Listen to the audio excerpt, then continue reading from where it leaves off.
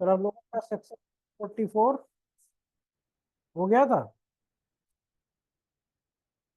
आज हम लोगों को सेक्शन देखना है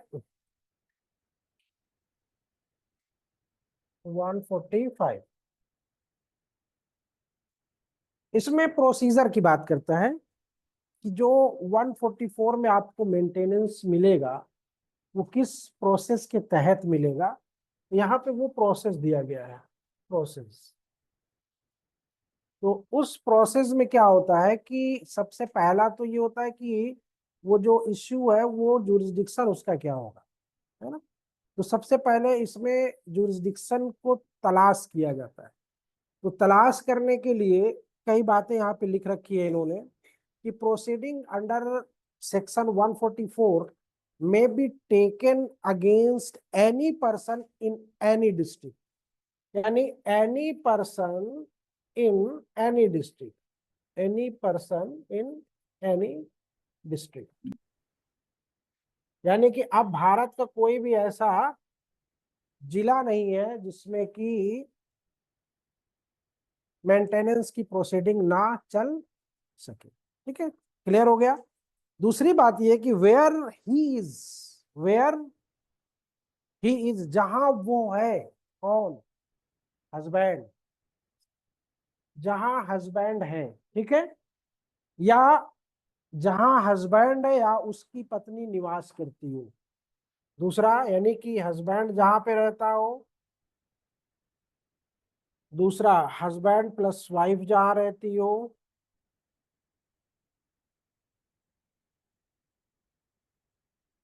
दो बातें हो गई। तीसरी बात क्या कहता है कि जहां उसने अंतिम बार यथास्थित अपनी पत्नी के साथ, ठीक है, यानी तीसरा भी कहता है कि husband and wife last time जहां पर थे, लास्ट टाइम जहां पर थे, ठीक है, वहां पर, या जहां पर अधर्मज संतान की माता के साथ निवास करता हो। ठीक है, तो यानी यहाँ पे चौथे पॉइंट में एक एलिजिटिमेट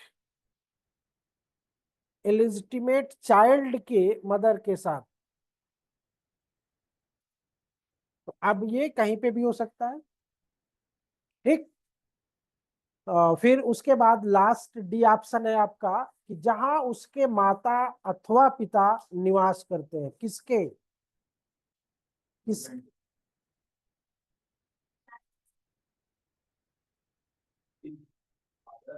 where his father and mother resides ना, हस्बैंड के नहीं,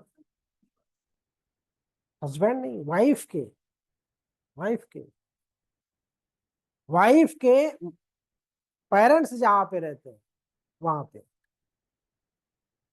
समझ रहे हैं ना। कहाँ हिज लिखा है, हिज फादर, तो उसका उसका पिता, तो है, हर लिखना चाहिए ना, तो हिज क्यों लिखा है।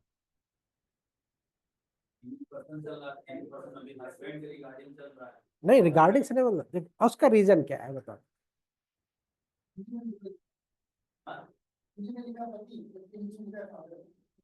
किसको मेंटेनेंस चाहिए, वाइफ को चाहिए।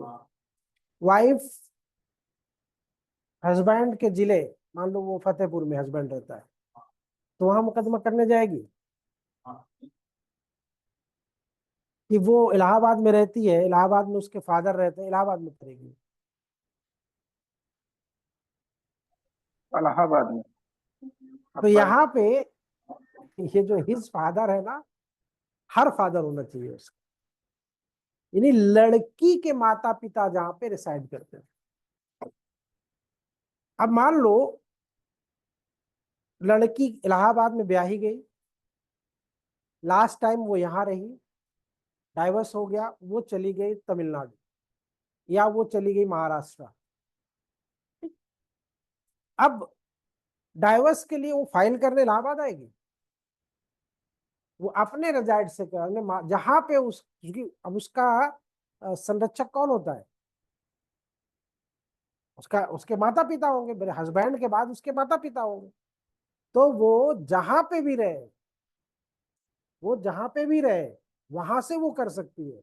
यानी यहाँ पे महिलाओं के लिए ओपनली जुरिस्डिक्शन दिया गया कि वो जहां पे रिसाइड कर रही है खुद, ठीक है, वहां पे भी कर सकती है, जहां उसके पेरेंट्स रहती है वहां से भी कर सकती है। तो इसमें कोई ऐसा बाउंडेशन नहीं है। और अगर मान लो एक ही शहर में रहते हो, तो अगर मान लो मना कर दिया जाता कि नहीं, हस्बैंड के निवास पे नहीं होगा, तो ये पता चला एक ही शहर में रहते हो, तब क्या होता? तब हस्बैंड कहता नहीं नहीं, तुम्हारे जहां से शादी हुई थी वहां हम करेंगे, जहां बारात गई थी वहां हम करेंगे जाके। तो ऐसा नहीं होता। यानी कहने का मतलब ये महिलाओं के लिए है कि वो जहां पे भी रिसाइड करेंगी आफ्टर डाइवर्स, ठीक है, उसके बाद ही मेंटेनेंस आपका बनेगा, तो पहले तो बनेगा नहीं। तो वेयर इज मतलब कि जहां पे पहले, जैसे मैंने कहा कि अगर वो इलाहाबाद के ही दोनों पेयर हैं, तो उसका जुरिस्डिक्शन भी तो हमें चिन्हित करना है, लड़के का भी तो जुरिस्डिक्शन हमें चिन्हित करना है ना। तो लड़का तो माता पिता के साथ नहीं रहेगा ना, ज्यादा पॉसिबिलिटी क्या होती है माता पिता के साथ रहेगा, ज्यादा पॉसिबिलिटी क्या होती है कि लड़का माता पिता के साथ रहेगा। ज्यादा पॉसिबिलिटी क्या है, डाइवर्स के बाद लड़की अपने माता पिता के साथ रहती है। नहीं समझ में आई बात?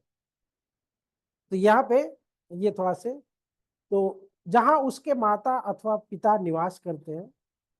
सब क्लास 2 कहता है कि all evidence in such proceeding shall be taken in the presence of the person against whom an order for payment of maintenance is proposed to be made, or when his personal attendance and dispensed with in the presence of his advocate, and shall be recorded in the manner prescribed for summon cases। ऐसी कार्रवाई में सब साक्ष्य ऐसे व्यक्ति की उपस्थिति में जिसके विरुद्ध भरण पोषण के लिए संदाय का आदेश देने की प्रस्तावना है, अथवा जब उसकी व्यक्तिगत हाजिरी से अभिमुक्ति दे दी गई है, तब उसके प्लीडर की उपस्थिति में लिया जाएगा और उस रीति से अभिलिखित किया जाएगा जो समन मामलों में किया जाता है। ठीक है, मतलब अगर वो बंदा कहीं जॉब कर रहा है, नहीं आ सकता है, ठीक है। अभी आपने एक प्रकरण देखा होगा, जौनपुर में जो जो लड़के ने फांसी लगा दी थी, वो कहाँ से आता था? पेशी पे, बंगलोर से आता। लड़की कहाँ की रहने वाली थी? तो क्लियर हुआ ना, लड़की के माता पिता। तो अब वो बेचारा वहां से आता था।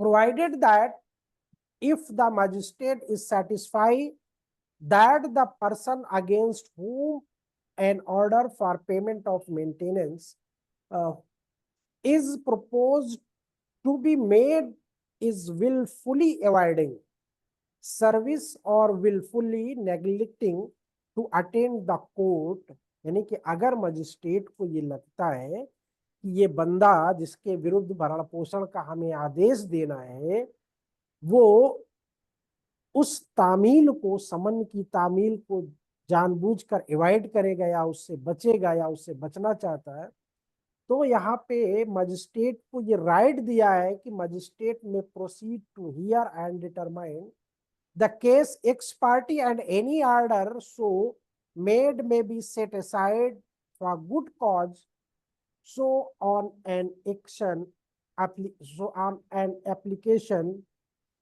made within 3 months from the date thereof, subject to such terms, including terms as to payment of cost to the opposite party as the magistrate may think just and proper। यानी कि कोई ऐसा आदेश, जब उसको ये लगता है कि ये बंदा जो है समन से भाग रहा है, नहीं मिल सकता, तो वो एक पक्षी एक्स पार्टी मैटर को सुनेगा और सुनने के बाद उस पर कोई आदेश जारी कर देगा। और अगर वो आदेश जारी कर दे रहा है और उस आदेश जारी करने से 3 माह के अंदर, है ना, within 3 month from the date, therefor subject to सब टर्म्स, किए गए आवेदन पर निक कहता है कि साहब ऐसा नहीं था, हम बचना नहीं चाह रहे थे, हम तो यहाँ चले गए थे, हम वहां चले गए थे, नहीं सो गुड कॉज, यानी कि वो अच्छे कारणों को वहां पे दर्शित कर दे, दिखा दे, तो उसमें उसके जो उसने खर्च निर्धारित किए हैं, क्योंकि बिना पार्टी को सुने उसने खर्च निर्धारित कर दिया था, हाँ, तो वहां पे वो उस पे विचार करेगा, और payment cost to opposite party as the magistrate, फिर वो जहां पे उचित अगर समझता है तो वो उस पे कुछ भी संशोधन कर सकता है। ठीक है, the court in dealing with application under section 144 shall have power to make such order as to cast may as may be just, यानी कि धारा 144 के अधीन आवेदन पर कार्रवाई करने में न्यायालय को शक्ति होगी कि वो खर्चों के बारे में ऐसा आदेश दे जो न्याय संगत। उन्होंने अनाप शनाप लगा दिया। अब क्यों लगा दिया, उसमें होता क्या है कि जैसे मान लो आपका मैटर गया, ए नामक एक महिला गई, साहब हमको मेंटेनेंस लेना है। अब वो जो नेक्स्ट पार्टी है बेचारा बी जो है, बेचारा बी है ना, बेचारा बी जो है वो नहीं पहुंच पा रहा किसी कारण से।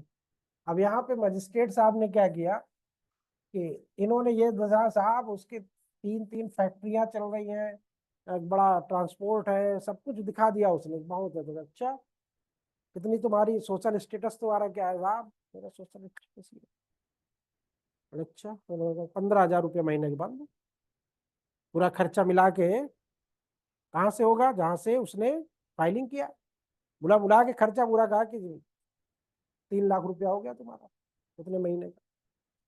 अब बी के पास पहुंचा है मामला कि यार ऐसे ऐसे हो गया, तो पहुंचा दौड़ता दौड़ता, डेट से 3 महीने के अंदर, जिस डेट को उसने ऑर्डर किया है उस डेट से 3 महीने के अंदर अगली पार्टी को प्रेजेंट हो जाना चाहिए। अभी तक क्या कर रहा था, अवॉइड कर रहा था, या अवॉइड कर रहा था या जो भी कर रहा था जानबूझ के कर रहा था, उपेक्षा कर रहा था, या जैसे होता ना, अरे होगा देखा जाएगा।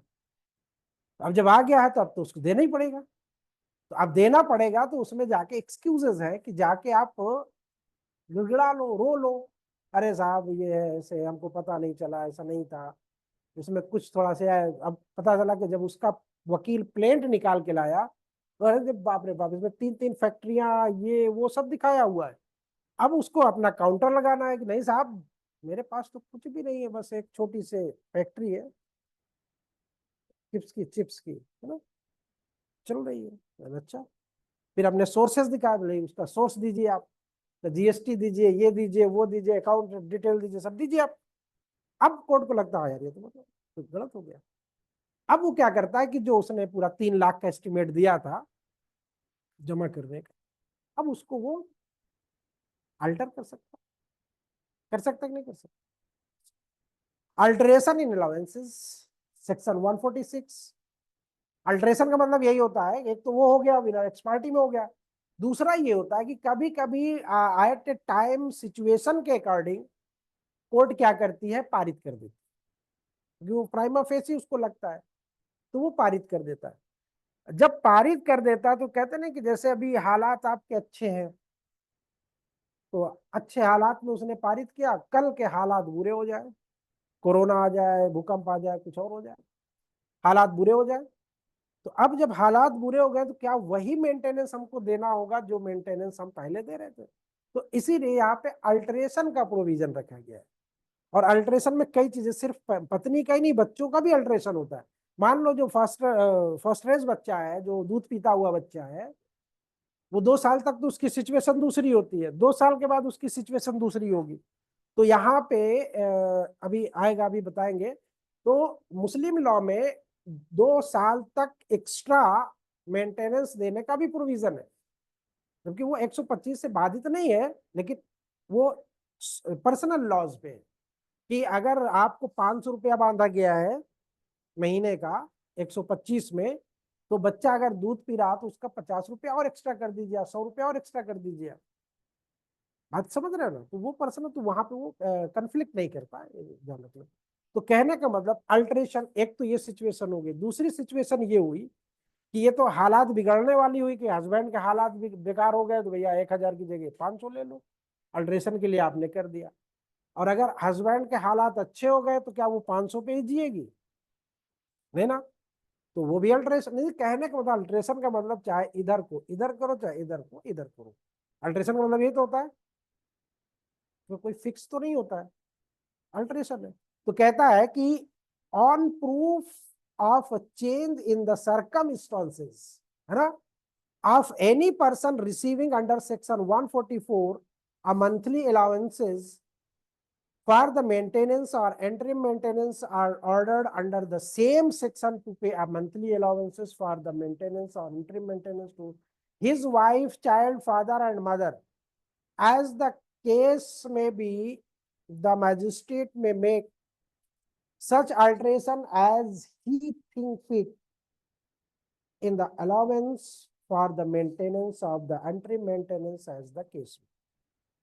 यानी वही, जहाँ पे कोई अगर सिचुएशन परिस्थितियों में कोई बदलाव आता है तो मजिस्ट्रेट भी उसको अगर ठीक समझता है कि नहीं बदल देना चाहिए तो बदल सकता है। यानी कम भी ज्यादा को कम भी कर सकता है और कम को ज्यादा भी कर सकता है।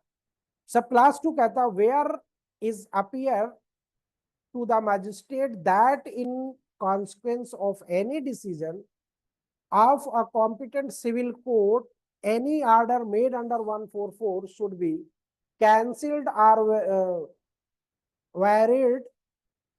He shall cancel the order or as the case may be vary the same accordingly. जहां मजिस्ट्रेट को ये लगता है कि धारा 144 के अधीन जो दिया गया ऑर्डर है, आदेश है, सक्षम सिविल न्यायालय के किसी विनिश्चय के परिणाम स्वरूप रद्द या परिवर्तित किया जाना चाहिए, वहां वो यथास्थित उस आदेश को तदनुसार रद्द कर देगा या परिवर्तित कर देगा। यानी कहने का मतलब फर्स्ट क्लास मजिस्ट्रेट के आदेश को सिविल न्यायालय अल्टर भी कर सकता है, रद्द भी कर सकता है। ठीक है, बात समझ लेना आप। सब class 3 where any order has been made under subsection under section 144 in favor of a woman who has been divorced by or has obtained a divorce from her husband, the marriage magistrate shall, if he is satisfied that, यानी कि कोई आदेश ऐसी स्त्री के पक्ष में जो दिया जा चुका है जिसके पति ने उससे विवाह विच्छेद कर लिया है या जिसने अपने पति से विवाह विच्छेद प्राप्त कर लिया है, दोनों तरफ से, तो वहां यदि मजिस्ट्रेट का समाधान हो जाता है कि the women has after the date of such divorce remarried, cancel such order as from the date of her remarriage. उस स्त्री ने ऐसे विवाह विच्छेद की तारीख के पश्चात पुनः विवाह कर लिया तो वो ऐसे आदेश को उसके पुनर्विवाह की तारीख से रद्द कर। अब यहाँ पे पुनर्विवाह रीमैरिज की जो डेट है उसमें भी एक प्रॉब्लम आ जाती है।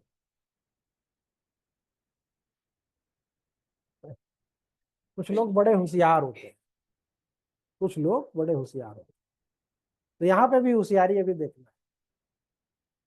यानी इनके डाइवर्स का जो मेंटेनेंस है वो 1 मई से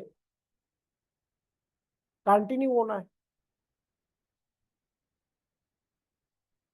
है ना। यानी 1 तारीख को इनकी सैलरी जो है मेंटेनेंस वाली वो इनके अकाउंट में आ जाना चाहिए या कोर्ट में जमा हो जाना चाहिए, जैसी भी सिचुएशन। अब इनकी शादी जो हो रही है वो कई महीने, 1 मई से शुरू हुआ तो कई महीने चलता रहा तो इनकी जो मैरिज हो रही है वो जुलाई 29 को हो रही है। अब 1 तारीख को फिर आना है ना, 1 अगस्त को फिर इनकी सैलरी आनी, इन द सेंस मेंटेनेंस आना। तो अब ये बताओ कि बोलता है कि रिमैरिज की डेट से, तो अगर मान लो रिमैरिज की डेट उसके हस्बैंड को भी, जो मेंटेनेंस दे रहा उसको भी बाद में पता चली। 5 अगस्त को पता चला कि मेरी जो शादी, वो तो बड़ा खुश हो जाए कि मुक्ति मिल गई। तो किसी पड़ोसी ने आगे बताया कि नहीं नहीं, उसकी तो शादी 29 जुलाई को हो गई। और वकील साहब के पास गए, कहा साहब ऐसी ऐसी बात है, उसको अब वो वहां से कैंसिल करवा दीजिए। वकील साहब ने कब हुआ, बोले 29 जुलाई को हुआ। अब पैसा हुआ तो निकल चुका था, पैसा तो जा चुका था। अब क्या करोगे? अब क्या करोगे? रिकवरी करोगे अब? तो अब मसला इस बात का है कि क्या पूरे महीना का रिकवर होगा सौम्या? कितने दिन का रिकवर होगा?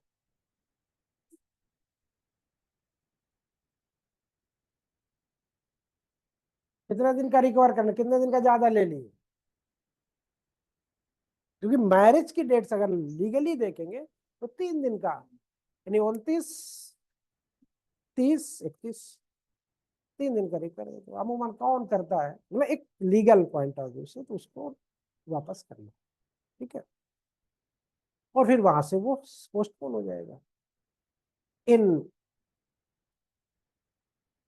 the case where such sum was paid before some order from the date on which such order was made, उस दशा में जिसमें ऐसी धनराशि ऐसे आदेश के पूर्व दे दी गई, यानी कि बड़ा ईमानदार आदमी था, अभी कुछ ऑर्डर वार्डर नहीं हुआ, और कहा कि भैया तुमको कितना चाहिए, तो उसने उसके पहले ही, जैसे होता ना कि समझौता कर लेते हैं लोग, या जो कस्टम्स होते हैं या रूढ़ियां होती है या जो प्रथाएं होती हैं उनके अनुसार, कि इसको 5 लाख दे दो, इससे मुक्ति पालो, है ना।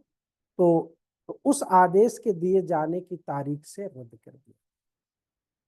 ठीक है, बात समझ रहे हैं? यानी कि उस दशा में जिसमें ऐसी धनराशि ऐसे आदेश से पूर्व दे दी गई,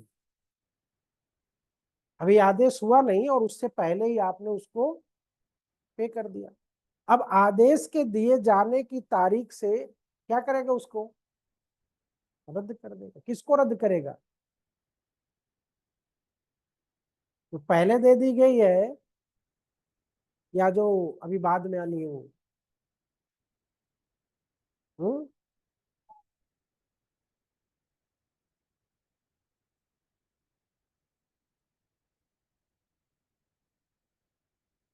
तो पहले दे दी है वो।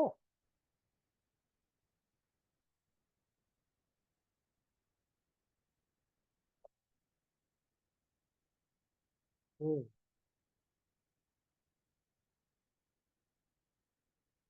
पुराने वाले को रद्द कर देगा।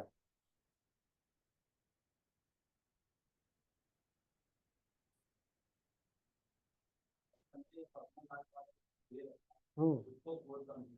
हम्म। हम्म। हम्म। हाँ, उसके बाद जो बने आपको वो देगा, यदि अगर अगर हाँ, अगर मान लो कुछ रह गया है, एरियर रह गया है, तो हाँ, जो होगा उतना बचेगा जो दे देगा। तो फिर उस तारीख से वो कहेगा ठीक है उसको। In any other case from the date of expiry of the period, if any, for which maintenance has been actually paid by the husband to the woman, किसी अन्य दशा में उस अवधि की यदि कोई हो जिसके लिए पति द्वारा उस स्त्री को वास्तव में भरण पोषण दिया गया है, ठीक है, तो समाप्ति की तारीख से रद्द कर दे। किसकी समाप्ति की तारीख से? किसकी समाप्ति? अगर जैसे मान लो आपने कहा कि हमको साहब 10 महीने का मेंटेनेंस दिलवा दीजिए। ठीक, आपने कोई अवधि उसमें लिखा ना कि कोई एक्सपायरी डेट आपने दे रखी, तो 10 महीने का आप हमको दिखवा ना, 11वें महीने हमारी शादी हो जाएगी। जैसे होता ना कि शादी फिक्स हो जाती है, फिक्स हो जाती है तो क्या मेंटेनेंस खत्म हो जाएगा आपका? नहीं, रीमैरिज की डेट से। तो अब आपने कोर्ट को इन्फॉर्म कर दिया कि साहब मेरी अगले 3 महीने या चौथे महीने या 5वें महीने मेरी शादी होनी है। आप ईमानदार थे, या अगले को पता चला कि इसकी तो सगाई लग गई है, अब तो मुझे मेंटेनेंस से मुक्ति मिल जाएगी। तो अब कोर्ट को आपने इन्फॉर्म कर दिया, तो कोर्ट को अब पता चला कि नवंबर में है, आपको इन्होंने इन्फॉर्म कर दिया मई में। तो अब मई से लगा के नवंबर तक का जो होगा वो जोड़ जाड़ के कहेगा इसके पे कर दो, आप खत्म कर देते हैं यहीं पे। बात समझ गए कि नहीं समझ गए? तो वो यही कहता है किसी अन्य दशा में उस अवधि की यदि कोई हो जिसके लिए पति द्वारा उस स्त्री को वास्तव में भरण पोषण दिया गया, तो उसने उठा के इकट्ठा भरण पोषण दे दिया। पति ने क्या किया, उठा के कहा कि भैया तुम्हारा 9 महीने का बन रहा, 8 महीने का बन रहा, लो अपना खत्म करो, दे दिया। तो स्त्री को वास्तव में भरण पोषण दिया गया है, तो समाप्ति की तारीख से रद्द कर देगा। समाप्ति की तारीख उसकी क्या, 1 नवंबर को उसकी शादी होनी है, या 1 नवंबर तक ही उसने कहा था, यानी कि 1 नवंबर को हमारी शादी हो जाएगी, समाप्त तारीख।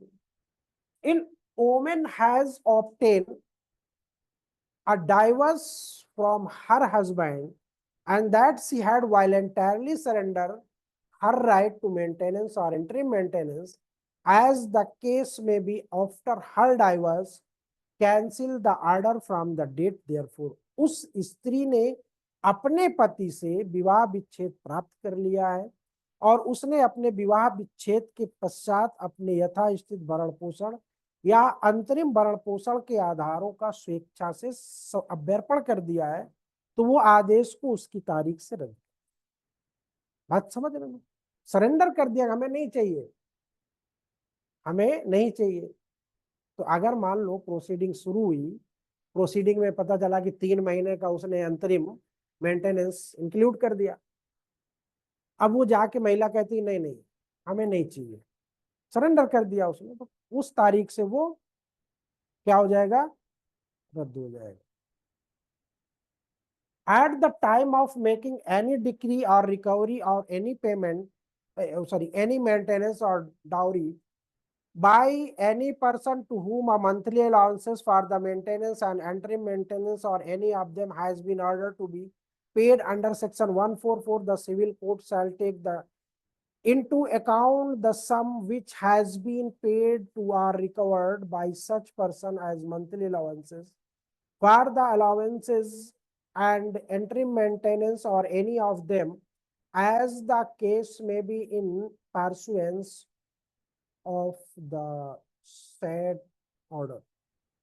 यानी किसी भरण पोषण या दहेज की किसी ऐसे व्यक्ति द्वारा जिसे धारा 144 के अधीन भरण पोषण और अंतरिम भरण पोषण या उसमें से किसी के लिए कोई मासिक भत्ता संदाय किए जाने का आदेश दिया गया है, वसूली के लिए डिक्री करने के समय सिविल न्यायालय उस राशि की भी गणना करेगा जो ऐसे आदेश के अनुसरण में यथास्थित भरण पोषण या अंतरिम आदेश या अंतरिम भरण पोषण या उनमें से किसी के लिए मासिक भत्ते के रूप में उस व्यक्ति को संदाय की जा चुकी है या उस व्यक्ति द्वारा वसूली की जा चुकी। कहने का मतलब ये है कि जब आपका फाइनल जजमेंट बनता है सिविल न्यायालय द्वारा, तो वो ये पूरा रिकॉर्ड रखता है कि भैया कितने महीना हुए हैं आपके, उसके कितना पा चुके हो, कितना बाकी है, सारा कुछ ला के हमको दे दो, हम उसी हिसाब से उसको फाइनल कर दें।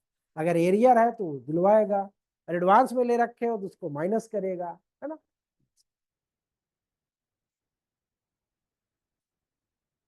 हम्म, हम्म, कहाँ?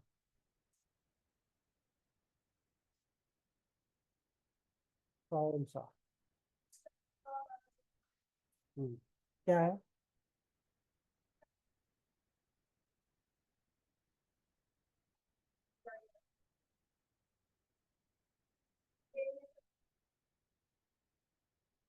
उसको नहीं किया गया, जो चीजें यहाँ पे वो नहीं की गई। अगर की गई होती तो नए कानून में उसको क्या किया जाता?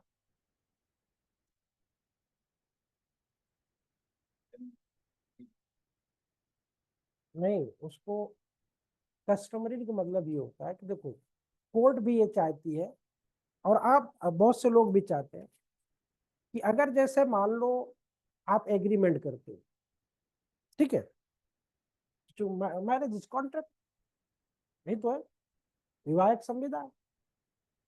तो उसमें ये होता है कि भैया अगर इन सिचुएशन ऐसा होता है कि बाद में कोई प्रॉब्लम आती है, संबंध नहीं चल पाते हैं, तो जो भी आपका खर्च होगा वो हम क्या करेंगे, पे कर देंगे। आप अपने रास्ते, हम अपने रास्ते। ठीक, तो यहाँ पे वो एज ए, अगर दोनों पार्टियों के बीच समझौता हो जाता है, अब उसको आप कस्टमरी मान लो कि भैया हमारे लोगों में है कि तलाक होने के बाद जो हिसाब किताब जो लेन देन होता है वो करके आप अपना पेड कर दो, आप अपने रास्ते हम अपने रास्ते, ये होता है।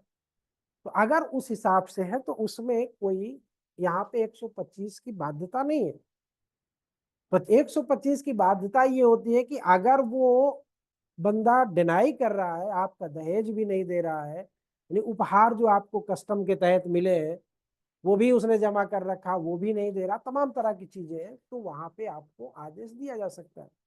लेकिन अगर आपने अंडरस्टैंडिंग से सारे काम कर लिए तो कोर्ट क्यों मीडिएशन भेजता है, सेटल है। तो इसलिए वहां पे इस चीज को रखा गया है। ठीक है।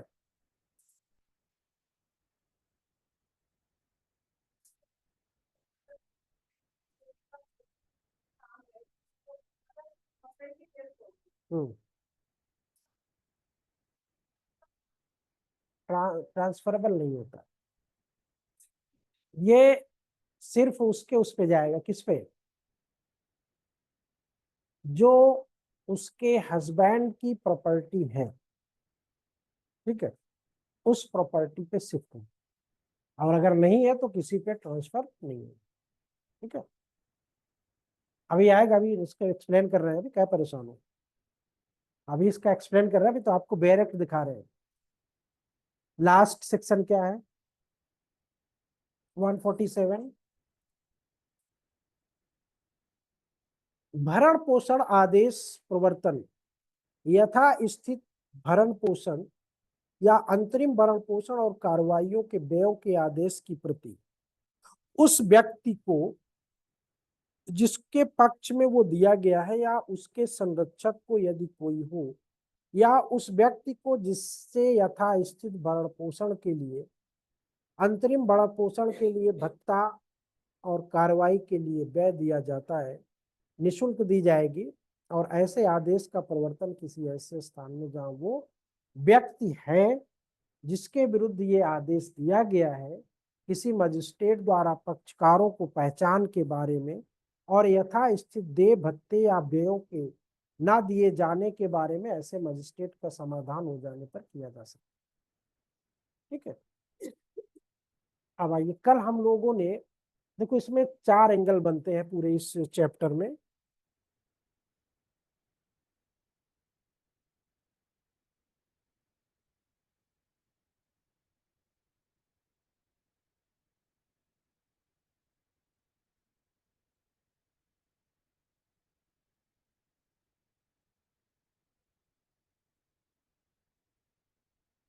उसकी अपनी, क्या, उसकी अपनी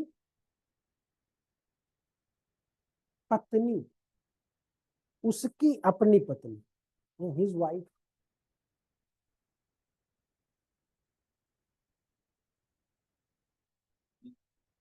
फिर उसके बाद उसके चाइल्ड,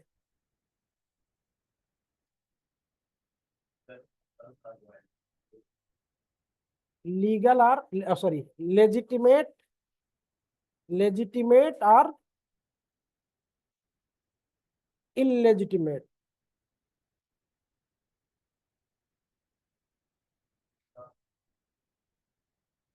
ठीक है, मैरिड और नॉट।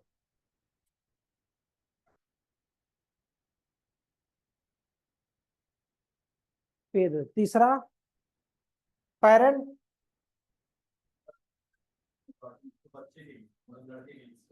पेरेंट।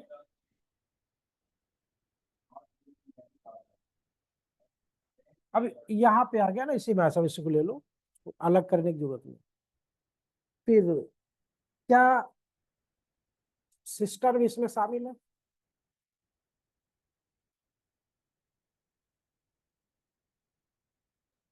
सिस्टर भी शामिल है, मैरिड अनमैरिड सिस्टर भी शामिल है। हम्म,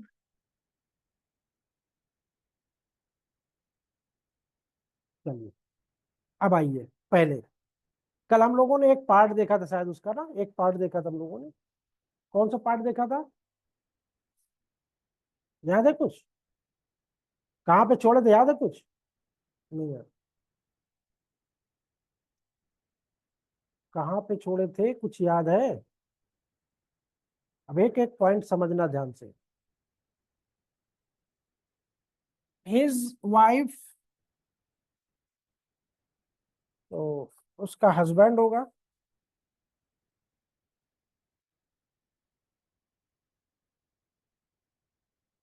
अगर इस पुरुष ने अपना धर्म परिवर्तन कर लिया,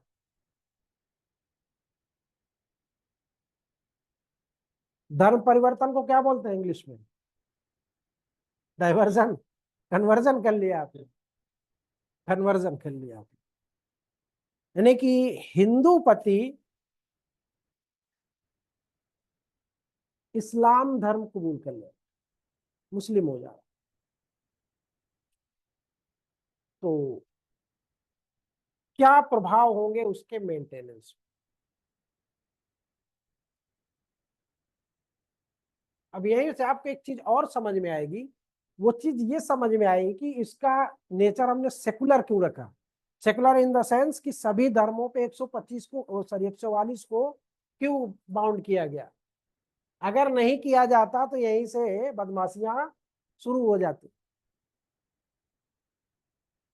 तो कोई भी हिंदू महिला को मेंटेनेंस करता हुआ पुरुष इस्लाम धर्म धर्म कन्वर्ट करता और कहता कि मेरे धर्म में तो सिर्फ इद्दत तक ही देने का है, 3 महीना दे दूंगा कोई दिक्कत नहीं, जाओ तो छूट जाता। वो तो 4 विवाह करने के रेफरेंस में था। वहां पे भी लूप होल्स निकल के आ गए कि हम, क्योंकि हिंदू एक ही कर सकता है 1955 के बाद, पहले नहीं, पहले बराबर था। 1955 के बाद एक व्यक्ति एक ही मैरिज कर सकते, तो उन्होंने क्या किया, कहा कि चलो बढ़िया है कि मुस्लिम बन जाते हैं, तो तुम भी रहोगी, 3 और आ जाएंगी, कोई दिक्कत नहीं। तो धर्म परिवर्तन के बाद क्या वो ये कह सकता है कि मैं मेंटेनेंस नहीं दूंगा? नहीं कह सकता। यानी यूं कह लो कि धर्म परिवर्तन का मेंटेनेंस पे कोई असर नहीं पड़ेगा, और वो अपने वैध रूप से विवाहित पत्नी का, ध्यान रखिएगा, वैध रूप से विवाहित पत्नी का भरण पोषण करने के लिए बाउंड है। ये कहा गया था आपका रामकृष्ण बनाम कुसुम के केस में, रामकृष्ण बनाम कुसुम,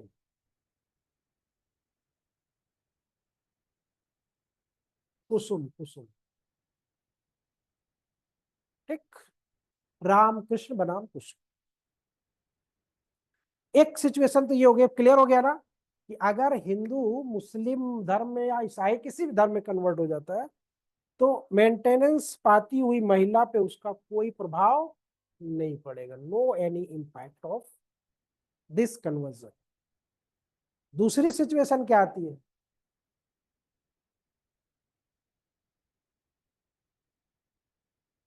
सेकंड मैरिज, दूसरा विवाह।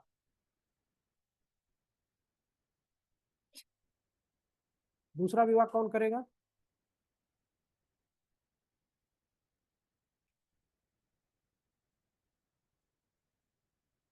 आजकल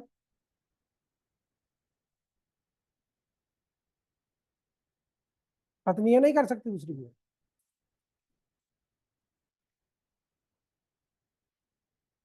अगर महिला कर लेती है, तो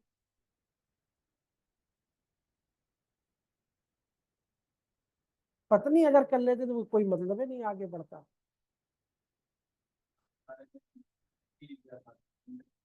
हाँ हो तो गया, तो मिला था, उसको भी मिला था। नहीं नहीं, कर लेगा तो फिर उसको कोई राइट नहीं है ना, राइट होना चाहिए उसके। यदि पति अपनी पत्नी के जीवित रहते हुए, ध्यान रखिएगा, पत्नी के जीवित रहते हुए, इन लिविंग, जीवित रहते हुए ही दूसरा विवाह कर लेता है, तो पहली पत्नी एकमात्र इस आधार पर ही पति से अलग रहने की हकदार हो जाती, सेपरेट। अब जब अलग रहेगी तो बनी सी बात है कि भरण पोषण की समस्या आएगी। तो जब आधार सेपरेट रहने का मिल गया है तो भरण पोषण का भी मिलेगा। भाई जब अलग रह रही है तो भरण पोषण भी पाएंगे। न्यायालय एकमात्र इस बात पर कि वो उसने दूसरा विवाह के आधार पर ही पहली पत्नी का भरण पोषण मंजूर किया जाता है, उचित है।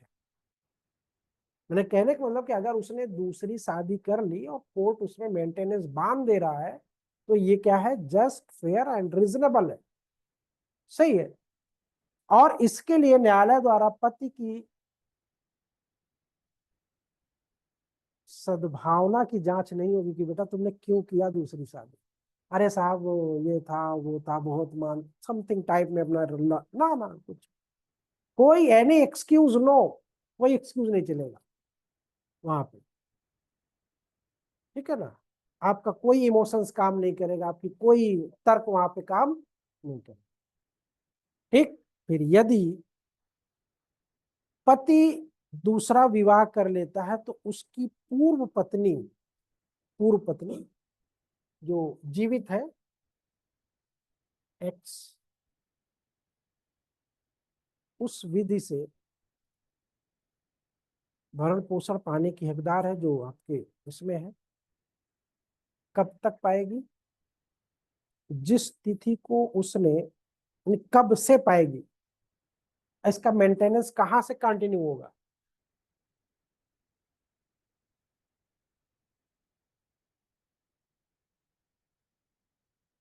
डाइवर्स का हुआ पगली,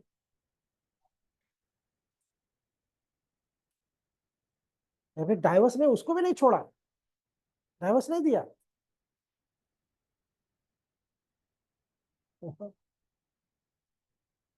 शादी किया तो बाइगेमी नहीं होगी, शादी किया है ना, बाइगेमी नहीं होगी, द्विविवाह का दोषी होगा, दुविवाह का दोषी होगा, बाइगेमी का नहीं होगा।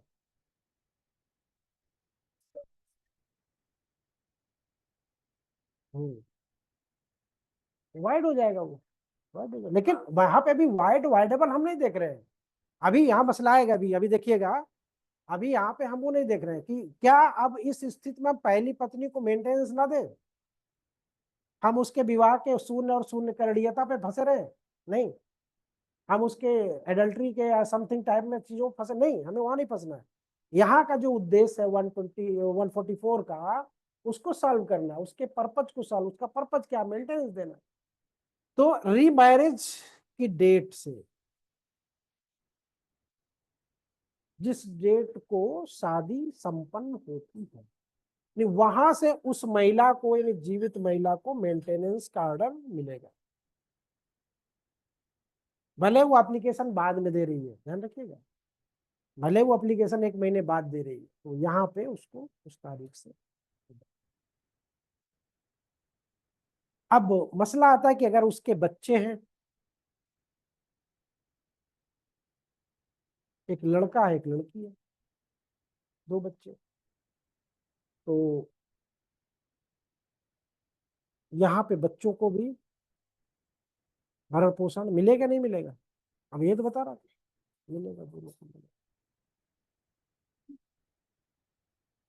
और एक दूसरी बात होती है कि अमूमन ऐसी सिचुएशन में क्या ये महिला अपने हस्बैंड के साथ रहेगी जो दूसरी शादी करके लाया, अमूमन मैक्सिमम नहीं रहेगी।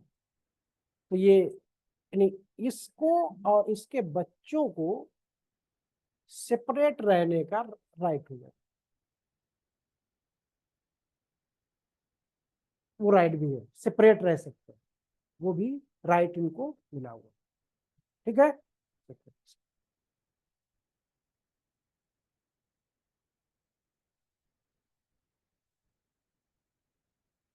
अरे बाबा बहुत डिफरेंस है, एक चोरी छिपे हो रहा है, एक खुलेआम हो रहा है। भाई गेमिंग मतलब समझ रहे हो ना, एक वाइफ हस्बैंड के साथ रह रही है, हस्बैंड ऑफिस में है, उसका बॉयफ्रेंड आ जाता है, उसके साथ वो रहती है, तो ये बाइगेमी हो जाता है आपका, सॉरी, ये आपका एडल्ट्री हो जाता है। अभी इसमें भी एक प्रॉब्लम आएगी कि अगर उस एडल्ट्री से कोई बच्चा पैदा हो जाता तब क्या होगा। और विवाह में बाइगेमी में क्या है कि खुलेआम आपने दूसरी शादी कर ली है, तो वहां पे बाइगेमी तो है ही नहीं ना, बची ही नहीं ना। ठीक। अब दूसरी बात देखिए, पति द्वारा दूसरा विवाह करना या घर में रखैल को रखना, दोनों में वो 125 अंतर नहीं करता। ठीक है, यानी उस सिचुएशन में भी आपको मेंटेनेंस करेगा, इस सिचुएशन में भी आपको मेंटेनेंस, दोनों सिचुएशन में आपको मेंटेनेंस। अब समस्या में आइए, प्रॉब्लम्स आइए, देखिए जहां पर अगर उसकी ये जो वाइफ है, ये जीवित वाइफ है,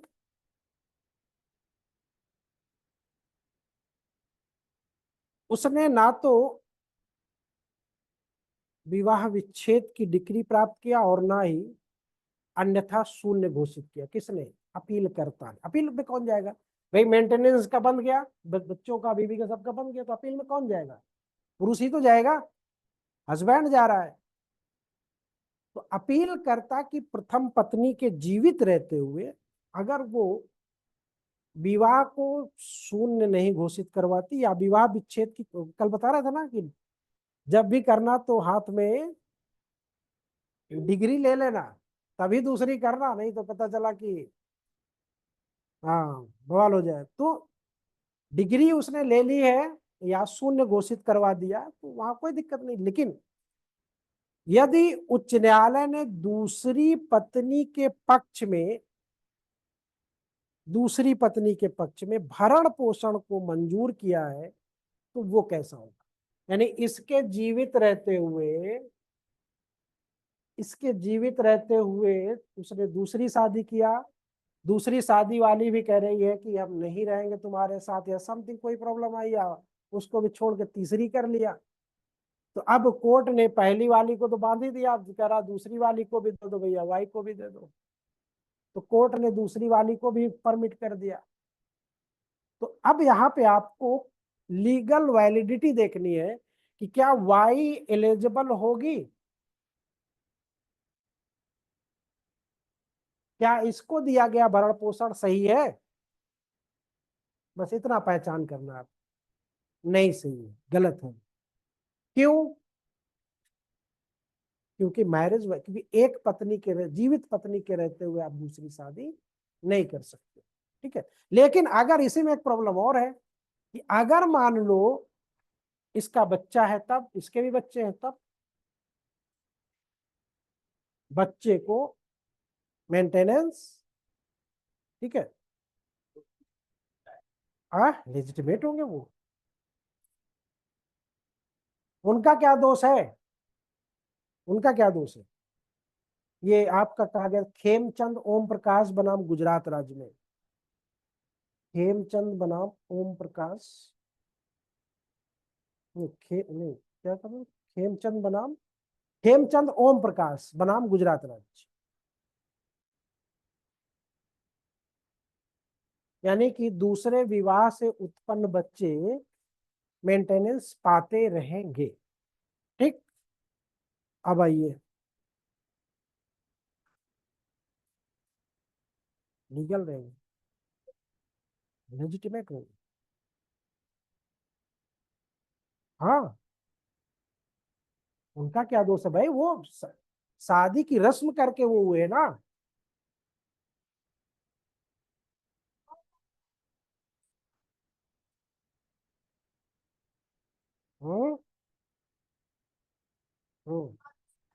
अब ये क्या बोल रहा था कि हाथ में डिग्री लेके तभी शादी करना दूसरी।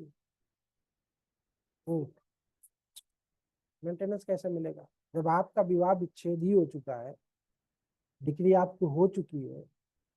हम्म, तो वहां पे तो नहीं होगा आपको, या आपका विवाह शून्य हो गया है तो नहीं मिलेगा। अब पत्नी के अनुरोध पर, नहीं कि पत्नी बोल रही कि साहब हमको डाइवर्स चाहिए, पत्नी के अनुरोध पर विवाह विच्छेद हो रहा है, तो सेक्शन 25 हिंदू मैरिज एक्ट,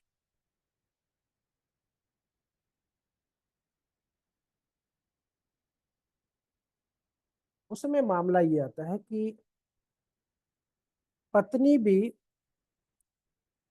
स्थायी निर्वाहिका और भरण पोषण पाने की हकदार है। यानी कि जो उसका परमानेंट लिविंग स्टैंडर्ड है, या जो लाइवलीहुड जिसको बोलते हैं, और मेंटेनेंस पाने की हकदार है, जिसके अनुरोध पर डिजर्शन, डिजर्शन होता है ना, आदित्यजन जिसको बोलते हैं, के आधार पर विवाह की डिक्री मंजूर कर ली गई।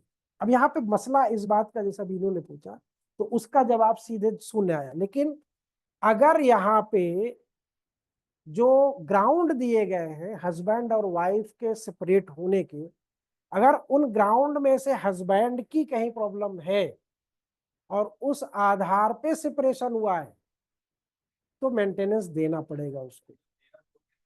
हाँ, उसमें ठीक। तो विवाह विच्छेद के पश्चात पत्नी तब तक भरण पोषण पा सकती है जब तक कि वो पुनर्विवाह, ठीक। ये आपका, ये मामला आया था मोहम्मद यासीन बनाम श्रीमती बदरुन्निसा, मोहम्मद यासीन बनाम श्रीमती बदरुन्निसा।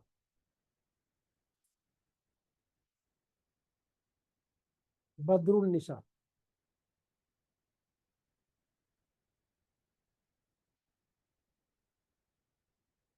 फिर कोई भी स्त्री अपने पूर्व पति से भरण पोषण पाने की हकदार होती है यदि उसने रिमैरिज नहीं किया है और अपना मेंटेनेंस करने में इनकैपेबल है, असमर्थ है, ठीक है।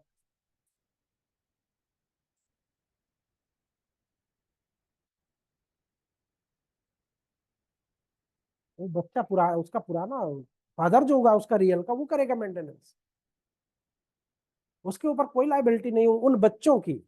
उसकी तो ले लिया उसने, लेकिन बच्चों की नहीं लेगा वो। हाँ, बच्चों को नहीं। अभी आते हैं उसमें, अभी अगर मान लो सौतेली माता है तो क्या होगा, रियल मदर है तो क्या होगा, ठीक है। और वहां पे तो सौतेला फादर हो गया ना। अब वो बच्चे मान लो उसी माँ के साथ रह रहे हैं, बड़े हुए, सब कुछ हुआ, बाद में वो बाप यहाँ पे अरे मैं डिलीट कर दिया, यहाँ पे जाता है पेरेंट्स वाले में कि साहब ये मेरे बच्चे हैं। तो बच्चे क्या कहेंगे, अच्छा जब हमारी जरूरत है तो हमारे वो वाले बाप किए हैं, और आज जब हम कमाने लगे तब हम आपका करें। तो ये थोड़ा सा वहां पे डिस्प्यूट होता है, लेकिन इन जनरल वे में ये देखा जाता है कि जो जहाँ पे नजदीक है वहां पे उसकी जरूरत को पूरा करना उन बच्चों की जिम्मेदारी होती है। तो वहां पे सौतेली माता को, जबकि है नहीं सौतेली माता, सौतेले पिता जो है वो रियल में नहीं होता है हकदार, लेकिन उसको इन जनरल व्यू, या यूं कह लो कि इन जो आपका लिबरल नजरिया जिसको कहते हो आप लोग ना, उस नजरिए के हिसाब से कर दिया जाता है कि सौतेला पिता भी और सौतेली माता भी अपने सौतेले बच्चों से मेंटेनेंस पाने की हकदार होती है, ठीक है। अब आइए आगे आइए, पत्नी का तात्पर्य क्या होता है, पत्नी कौन होगी, विधिकता विवाहित महिला। इसी पे मसला अभी फंसा था, कई केस आए थे इस पे। विधिकता, या चूंकि यहाँ पे लिखा हुआ है कि पत्नी का मतलब मीन्स ऑफ वाइफ जो है वो लीगली वेडेड, लीगली मैरिज, है ना। अगर मान लो ये जो लीगली वर्ड है, अगर ये डिस्प्यूटेड हो गया तो अपील कर्ता को विवाह साबित करना पड़ेगा। बात समझ लेना। अब यहीं पे आपका एक क्लाउज और जुड़ेगा, कौन सा? नया लेटेस्ट पैटर्न। कौन सा लेटेस्ट पैटर्न? अगर सबसे पहला प्रश्न तो ये है कि वो महिला जो है वो लीगली वेडेड हो, ठीक है, लीगली वेडेड हो। हाँ, तो यहाँ पे लिव इन रिलेशनशिप वाला जो मामला है वो यहीं पे मामला फंस गया था।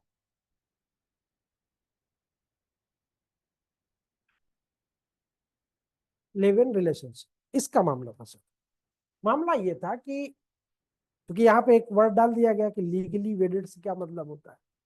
अगर विवादग्रस्त हो गया कि भैया इनका विवाह हुआ था नहीं हुआ था या कैसा था, तो देखो ये लिव इन तो अभी आया ना 2017 में, 17 में 19 में आया।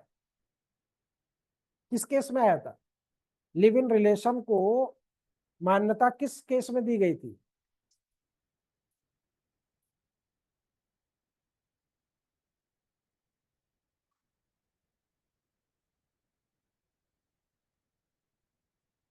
देखो वो है क्या, उसको वो कहते पानी ला के दे देंगे।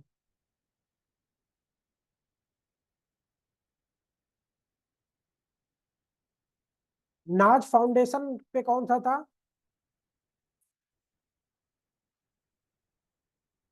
लिव इन रिलेशन वाला एक केस और था। इस पे 77 में दो तीन केस है ना।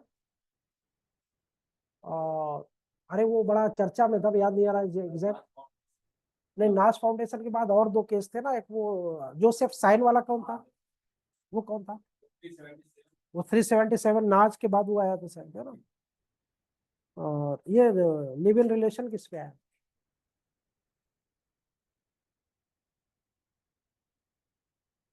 बोल दिए उसने। चलिए एनीवे उसको देख लेना, लिव इन रिलेशन का केस किस में है, पता नहीं। वो तो नहीं है लगता है। डाल के देख लो गूगल पे, live in relation permitted in which case. Ram, कभी कभी रिवीजन अगर मिस हो जाता है, नाम नहीं याद आ रहा एग्जैक्ट।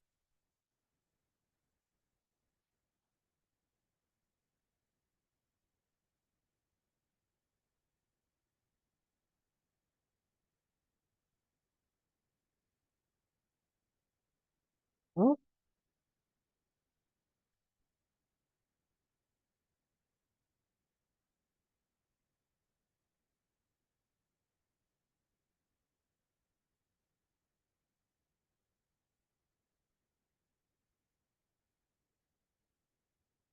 2011 का नहीं बेटा, ये तो अभी का है ना।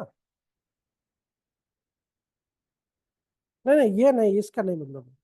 वो नहीं पूछ रहा हूं मैं, लिव इन रिलेशनशिप को किस केस में जस्टिस, हाँ लीगल कॉमन काज वाले में जस्टिस कौन थे? अरुण मिश्रा थे। किसने दिया था? सर दीपक मिश्रा थे वो। 377 लिव इन रिलेशन, और आपका ये वाक्फ, और इसके पहले के दो AWS, और जितने भी ये बड़े बड़े जो लैंडमार्क जजमेंट हुए हैं माइनॉरिटी पे, इनका इनको जरूर आप वो कर लेना, जनहित वाले में। हाँ, चलिए एनीवे। तो अब यहाँ पे ये कहा कि पहले तो पत्नी का तात्पर्य है विधिकता, विवाहित महिला।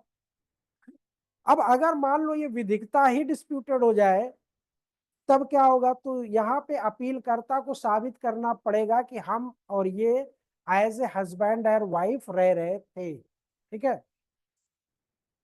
हाँ? नहीं नहीं,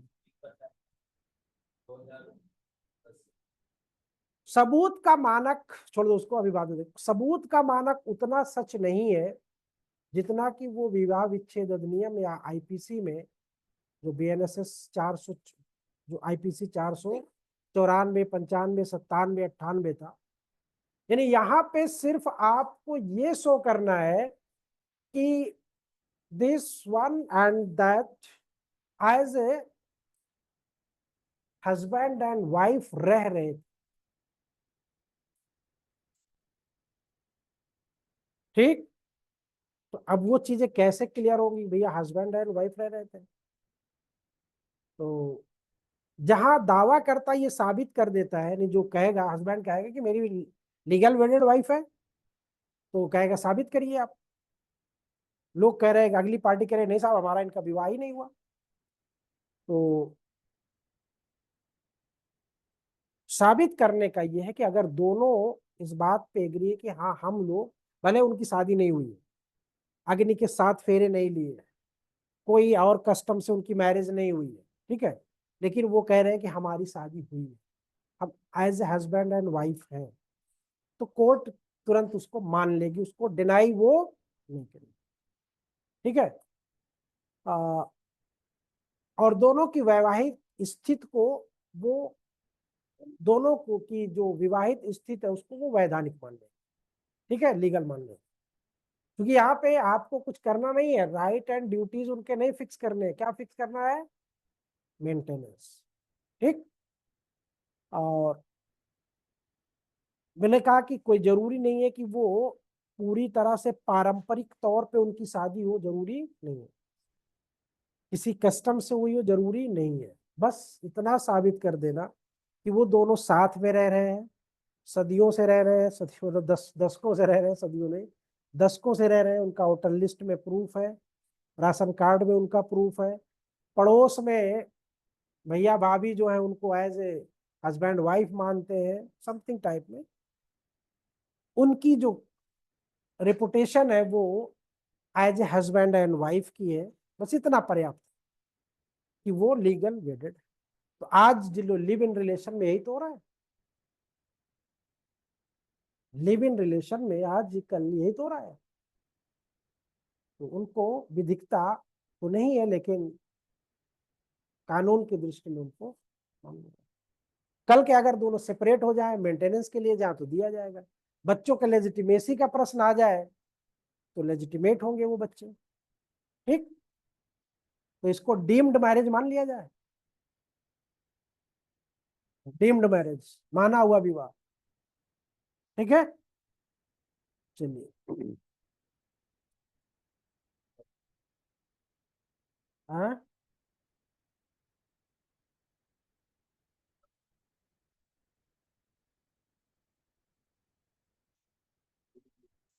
रिकॉग्नाइजेशन है ना वो।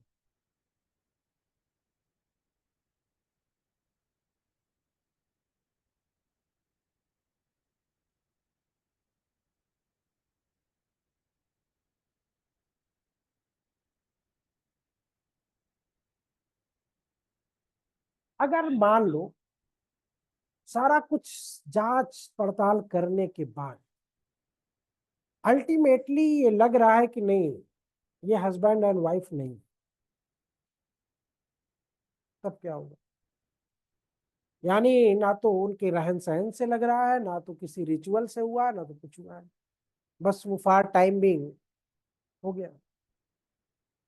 तो वहां पे मजिस्ट्रेट को जांच करनी चाहिए। जब ऐसी सिचुएशन आती है कि ना तो पड़ोस आसपास मोहल्ले वाले ये बात बता रहे हैं, ना तो कोई वो सर्टिफिकेट दे पा रहा है, तो फिर वहां पे मजिस्ट्रेट को जांच करनी चाहिए। ठीक है।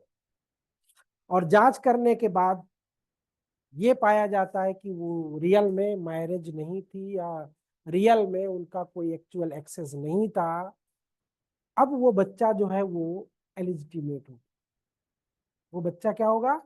एलिजिटिमेट हो जाएगा। अब एलिजिटिमेट हो गया है तो क्या होगा? क्या उसको मेंटेनेंस है? मेंटेनेंस उसको दिया। ठीक। ये सुमित्रा देवी बनाम भीखन चौधरी के केस में है। मिलेगा मेंटेनेंस, मिलेगा, क्यों नहीं मिलेगा?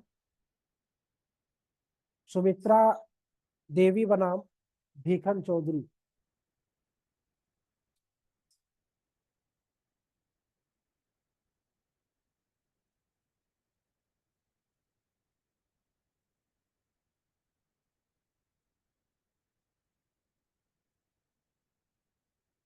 ठीक।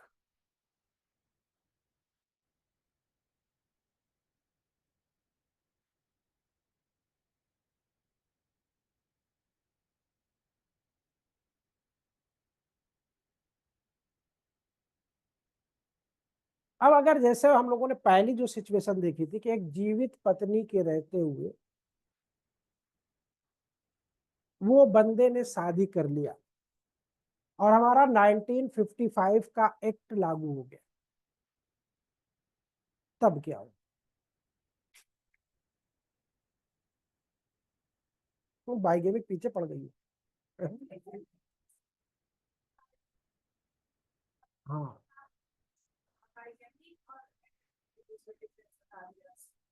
तो तुम पूछी क्या थी?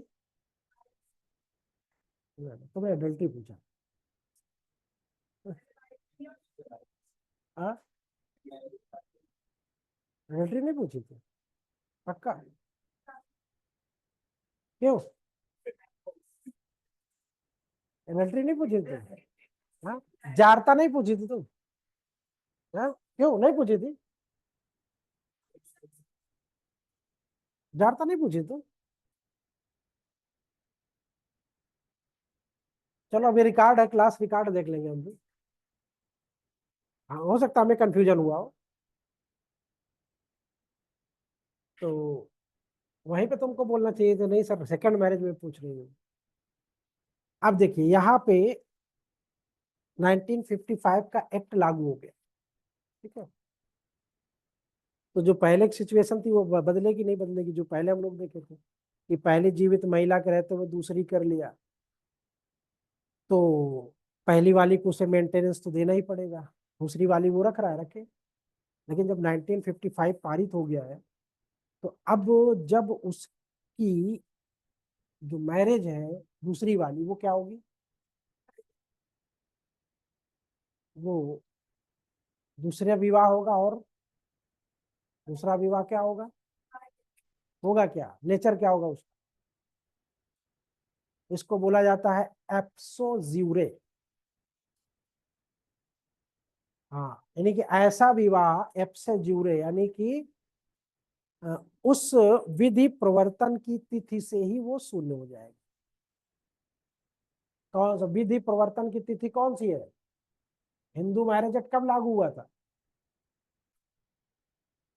1955 पारित हुआ, 54 में लागू हो गया है। कब लागू हुआ था हिंदू मैरिज एक्ट? 17 अक्टूबर को।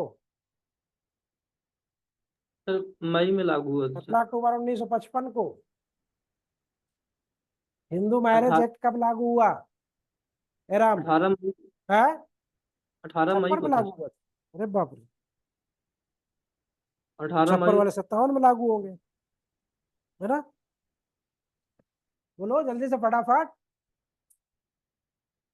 17 दिसंबर।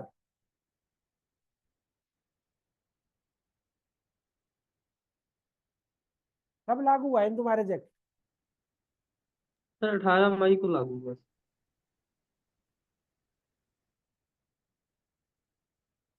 दुनिया का कबाड़ भरे रहते हो। हाँ, 1955 में, ठीक है।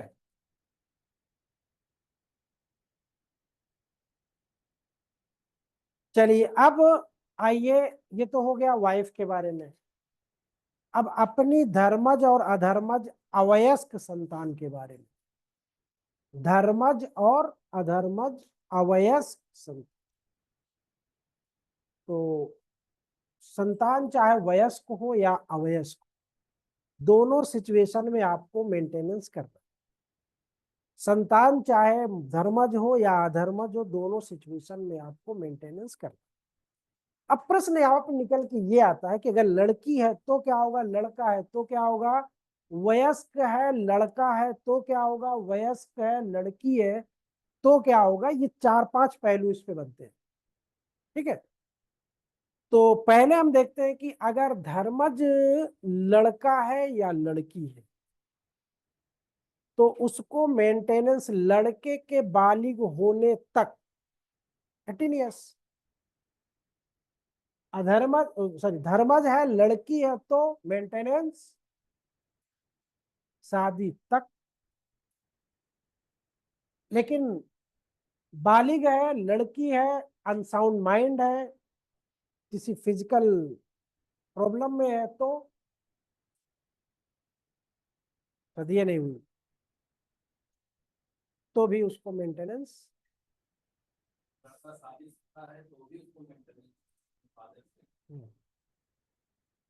लड़के को नहीं, लड़की की बात हो रही है। हाँ, लड़का है, बालिग है तो भी उसको मिलेगा। मैं अनसाउंड माइंड है, पागल है तो मिलेगा, तो मिलेगा, बिल्कुल मिलेगा, क्यों नहीं मिलेगा। तो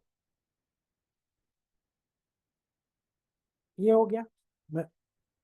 अब अवयस्क, लड़की अवयस्क है, धर्मज है, अवयस्क है, विवाहित है। लड़की क्या है? अवयस्क है, विवाहित है, धर्मज है।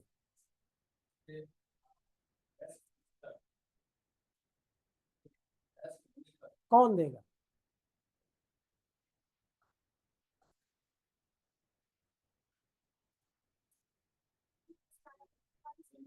यहाँ पे कुछ नहीं, परेशान होने की जरूरत नहीं, यहाँ पे सिर्फ इतना है, लड़की अवयस्क है, विवाहित है, मैरिड है,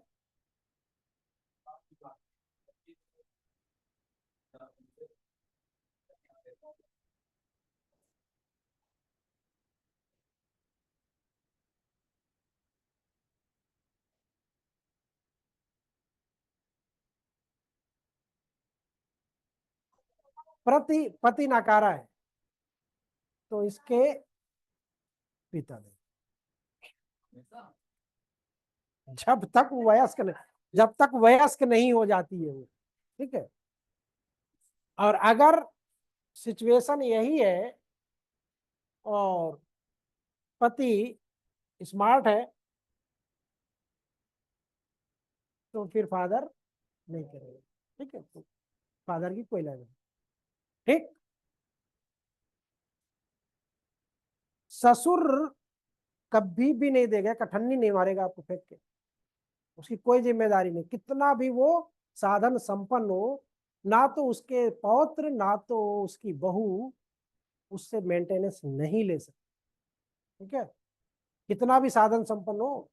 आजकल तो वो बड़ा मसला भी, डीजीपी की पत्नी ने अपने पतियों को मरवा दिया।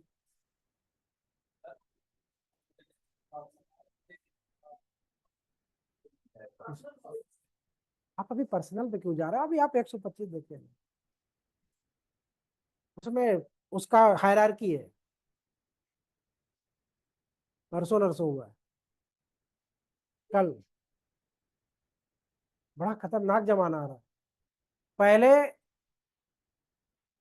पहले लड़कियां सोचा करती कि ससुराल कैसा होगा, हस्बैंड कैसा होगा। अब लड़के सोचते हैं कि पत्नी कैसी होगी, फिर उसमें हाँ,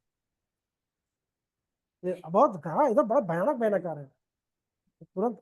अभी एक यही और नहीं तो हुआ था एक यहाँ दिन पे आ रहा है गोंडा सब। में, बेचारा उसका हस्बैंड सऊदी में रह रहा था, वो आई रास्तों में उसका सब करवा दिया उसने, ट्रॉली में देवरिया भर का के। मैटर है सर ये। मतलब कोई कुछ चीज बची नहीं है सब। हाँ, अब तो कई वैरायटी आ गई है, सब नए नए, अब ये सब नए नए फैशन आ रहे हैं। हाँ हाँ। अब कुछ दिन में इसी का सबको समराइज करके एक पिक्चर बन जाएगी, फिर और बढ़िया हो जाएगा, परमानेंट हो जाएगा।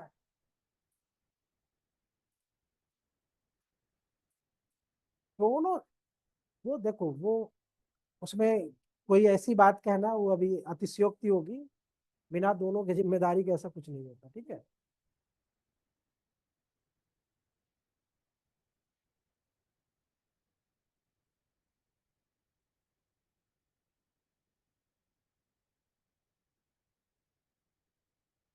उस्मान,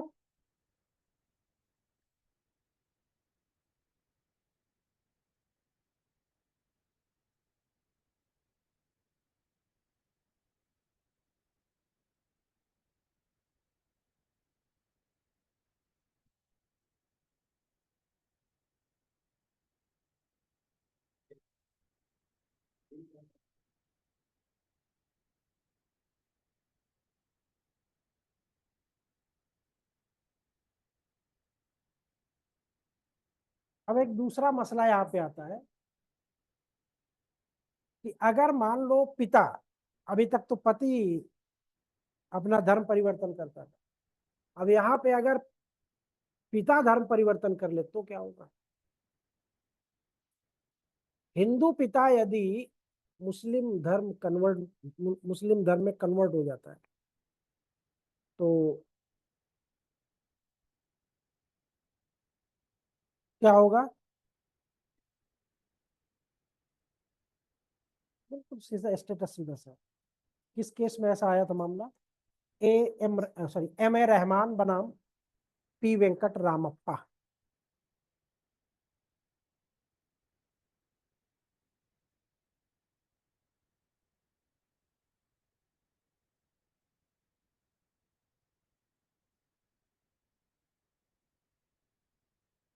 एम ए रहमान बनाम एम वेंकटमप्पा।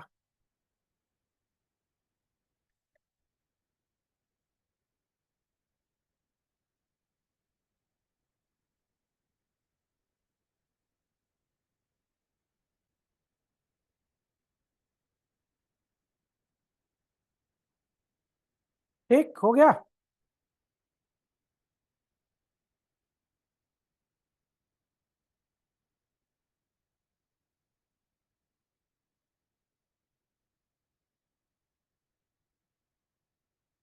अब संतान जिसका उद्भव जार कर्म से हुआ हो उसमें क्या होगा?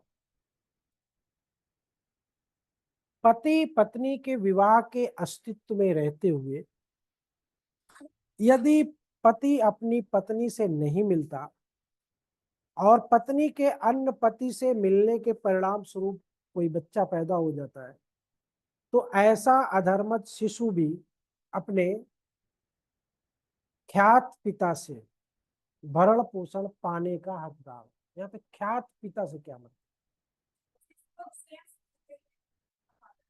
शिवदासन बनाम गोविंदन का केस,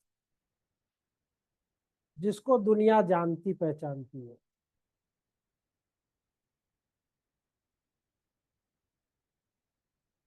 बनाम गोविंदन।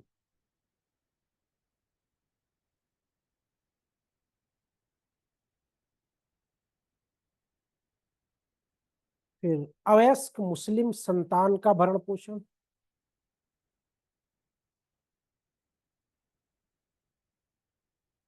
यानी संतान का अधिकार, अवयस्क मुस्लिम संतान का अधिकार। यदि वो तलाकशुदा माता के साथ रह रहा है या रह रही है तो वो अपने मुस्लिम पिता से जो पर्याप्त साधनों वाला है तब तक भरण पोषण पाने का दावा या हकदार है वो, जब तक वो वयस्क नहीं हो जाती। और यदि वो पुत्री है तो जब तक उसका विवाह नहीं हो जाता। तो यहाँ पे लड़कियों के संदर्भ में विवाह हो जाना ही वयस्कता मानी जाती है, इन द सेंस मानी जाती है कि मतलब ये है। और लड़के में वयस्क हो जाना, यानी कि वयस्क हो गई है उसके बाद भी शादी नहीं हो रही है तो भी वो मेंटेनेंस की हकदार है। अच्छा एक बात बताइए, तो इसमें तो बस इतनी सी बात है कि कहाँ से आ गया?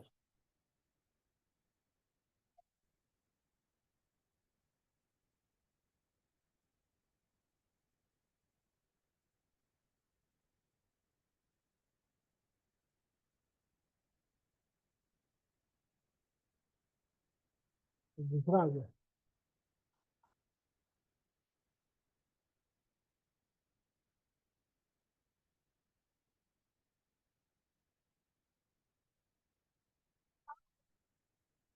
Can not delete this page.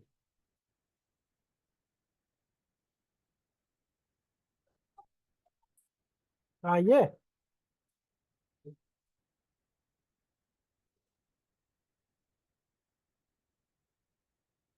लो सुनो। तो यहाँ पे ये होता है ना कि जो कई मुल्लों में मुर्गी हराम हो जाती है, वही वाला हिसाब है। मैं क्या बता रहा था? हाँ, मैं प्रॉब्लम बता। प्रॉब्लम ये है कि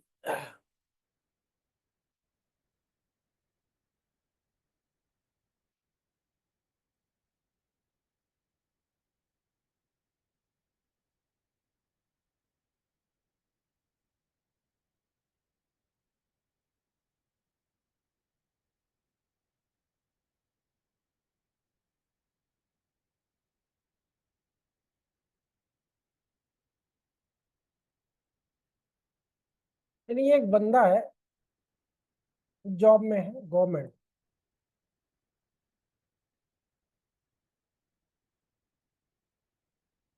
गवर्नमेंट जॉब में है, इसके एक बीवी है, दो बेटे हैं, दो बेटियां।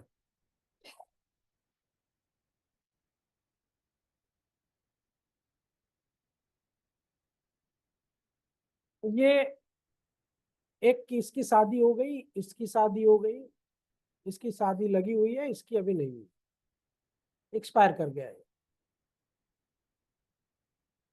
एक्सपायर कर गया है। पेंशन मिलेगी? मिलेगी ना?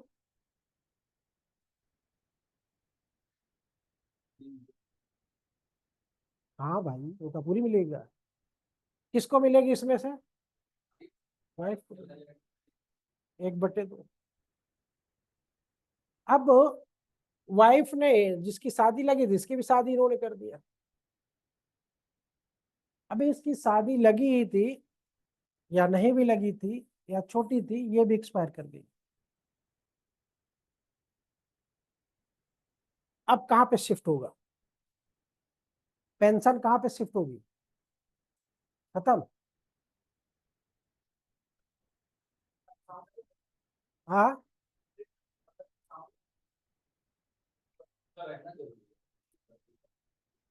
बोलो, कहाँ पे शिफ्ट होगी? अगर ये अपर्याप्त साधनों वाली है तो इस पे शिफ्ट हो जाएगी, शादी नहीं की है। अनमैरिड है तो वो उस पे शिफ्ट हो जाएगी, ठीक है, लेकिन पूरी नहीं, उसका भी आधा। ठीक, एक तो ये सिचुएशन है। फिर एक आता है आपका,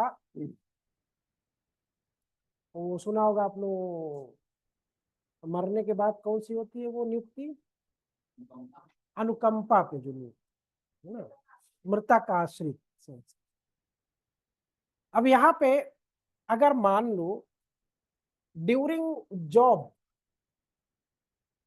ये एक्सपायर होते, तब ये तो रिटायरमेंट की बात की सिचुएशन, ड्यूरिंग जॉब रिटायर होते हैं, और तब इसमें क्या होता? और अगर वाइफ भी इस गवर्नमेंट जॉब में है तब?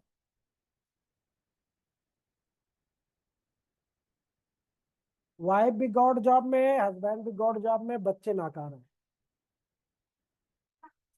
नाकारा है।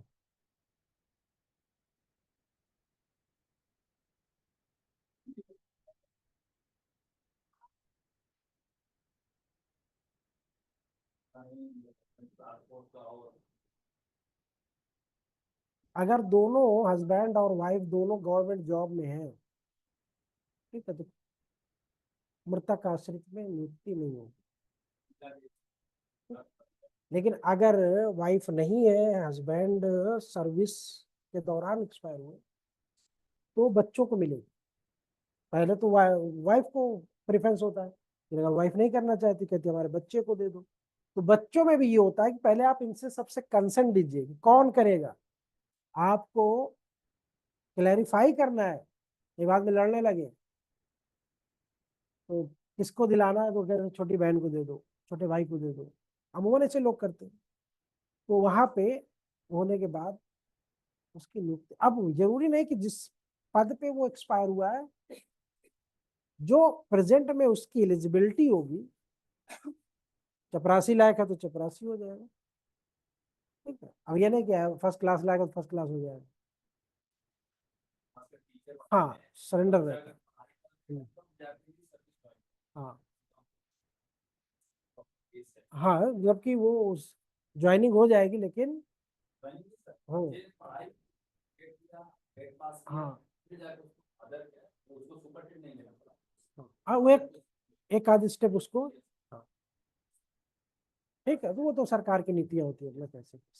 ठीक है, ये हो गया।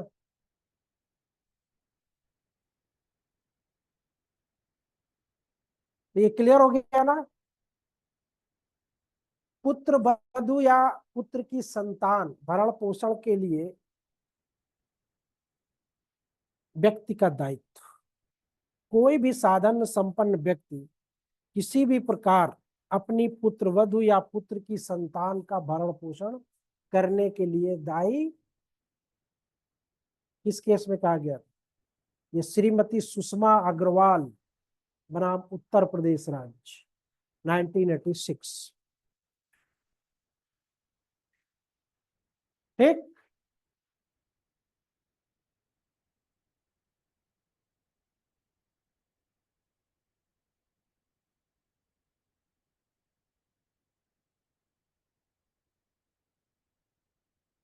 बनाम उत्तर प्रदेश राज्य। हाँ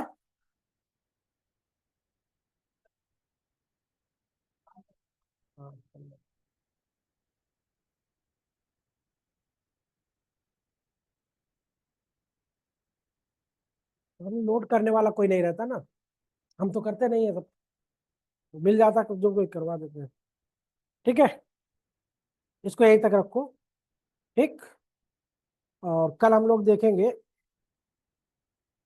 कहाँ पे देखना कल हम लोगों को, अभी क्या बचा है इसमें, बड़ा मेंटेनेंस को एक्सेप्ट करने के पीछे जो लॉजिक है, तर्क है, जो शर्तें हैं, वो क्या क्या।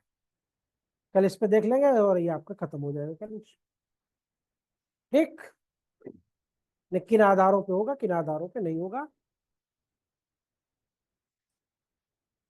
हाँ नहीं, मिस्टर को नहीं मिलेगा।